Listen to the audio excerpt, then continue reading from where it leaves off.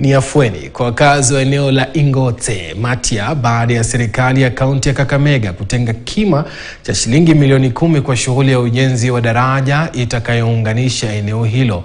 Akizungumza wakati wa kuzinduliwa kwa mradi huo, gavana wa kaunti ya Kakamega Fernandez Barasa aliwahakikishia wakazi kwamba fedha tayari zimetengwa na ujenzi huo utakamilika katika muda wa miezi 6. Daraja hilo linatarajiwa kurahisisha shughuli za uchukuzi pamoja na kuunganisha eneo hilo.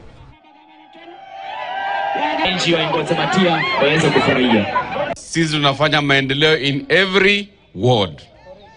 So leo tunakuja kuzindua rasmi ujenzi wa daraja hii, na tumeambia contractor achukue miezi 8 atoka amemaliza hii kazi hapa. Sawa sawa. Mwezi wa 6 mimi nitarudi hapa ili kuzindua rasmi daraja yetu ya Munduma. Nukurereko milioni 10 hii daraja. Na vijana wetu ndio watakuwa wanafanya kazi hapa, ili watu wetu wa area hii waweze kufaidika. Sawa sawa.